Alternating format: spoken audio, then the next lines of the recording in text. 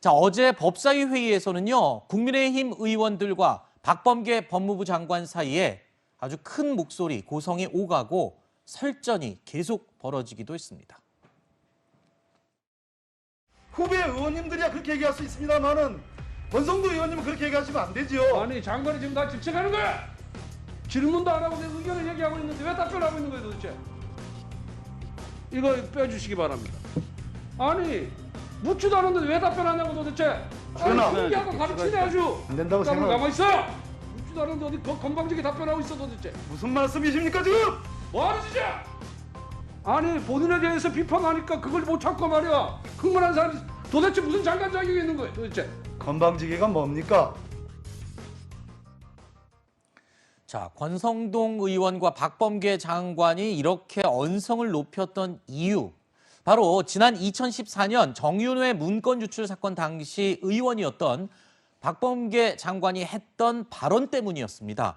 과거에 어떤 발언을 했기 때문에 저렇게 언성을 높일 수밖에 없었는지 저희가 당시 발언을 찾아봤습니다. 들어보시죠.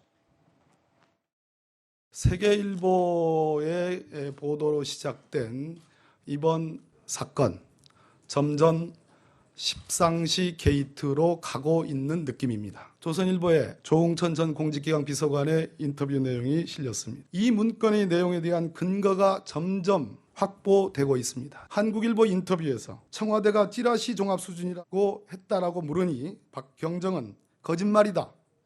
조 비서관을 바보로 만들려고 한 거짓말이다라고 대답을 했습니다. 이 문건의 내용이 점점 진실로 굳어가고 있습니다. 국민은 이 국정농단의 의혹의 실체를 알고 싶어 합니다. 국민에게는 알 권리가 있습니다.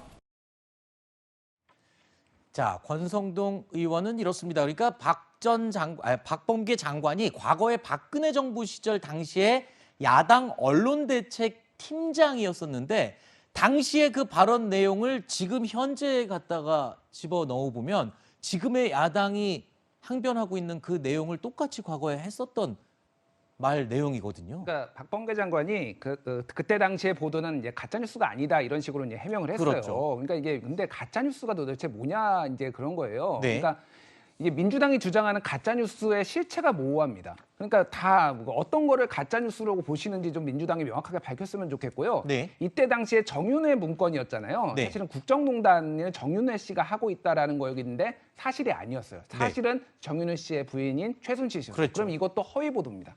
그럼 이것도 그 기준대로라면. 그 기준대로라면 허위 보도고 이제 뭐 공익에 부합하는지는 따져봐야 되겠습니다만 네. 징벌적 손해배상제 대상이 될 수도 있는 거예요. 네. 그러니까 이런 부분을 어떻게 해결할 것인가에 대해서 민주당이 좀 답을 내놔야 되는데 입장이 좀 많이 왔다 갔다 하시는 것 같아요. 네. 자, 어제 법사위 회의에 참석했던 국민의힘 조수진 의원은요, 이 박범계 장관이 야당 의원 시절 광우병 오보도 보호할 가치가 있었다라고 이야기한 부분을 언급하기도 했습니다. 법무부 장관으로 가더니 수사 중인 사건에 대한 기사 공표도 제한하고 있다는 걸 지적을 한 건데요. 그 발언 내용을 들어보시죠. 2013년에는 그 어떤 국정감사장에서 광우병 파동이라는 엄청난 오보가 전국을 뒤흔든 그 사건에 대해서 건강에 대해서는 왜곡되거나 허위가 있더라도 비난받을 사안이 아니다. 이러면서 이것까지 언론의 자유라고 얘기를 했습니다. 박범계 당시 의원이 언론의 취재 요청 내용을 고려할 때 오보가 발생할 것이 명백한 경우에 대응하자. 이런 내용도 신설이 됐거든요. 언론의 취재 요청 내용을 종합해가지고 오보가 발생할 것이 분명하다. 이거는 어떻게 판단이 되는 거죠? 그러니까 취재 요청, 이것을 좀 확인해 주십시오 할 때 들으면 이거는 오보가 나오겠구나. 이렇게 판단이 가능하다는 얘기거든요. 글쎄요, 뭐 의원님 질문이 하도 참 화려해서 화려하다. 답을 드리기가 좀 곤란합니다. 그러나 이번에 형사사건 공개금지 규정의 전체적인 개정을 이미 시행 중에 있는데요. 제가 그 규정에 따라서 제가 장관으로 있는 이상은 제가 뭐 공개 여부에 대해서 관여할 소지는 극도로 제가 자제하겠습니다. 1분 더. 자, 조수진 의원의 얘기는 언론중재법 이외에 법무부도 자체 규정으로 보도 통제에 들어갔다는 점, 이 점을 지적을 한 건데요. 질문의 요지는 이렇습니다.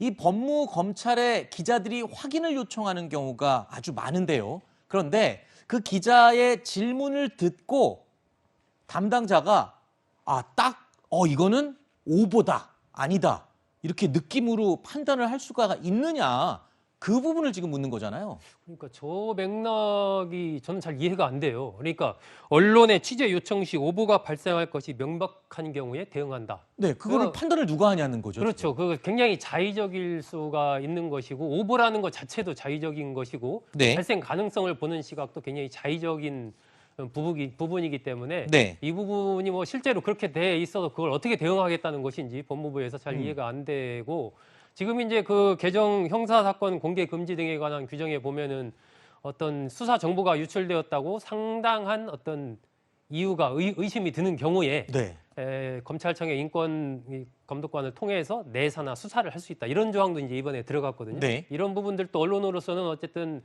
취재를 해서 정확한 내용을 예를 들면 보도를 하면 그것이 이제 이 법무부 입장에서 보기에는 수사 정보가 유출됐다라고 볼 수 있는 부분이기 때문에 이런 측면에서 상당히 언론으로서는 앞으로 여러 가지 취재 활동을 하기가 좀 쉽지 않은 그런 측면이 있지 않나 싶습니다. 네.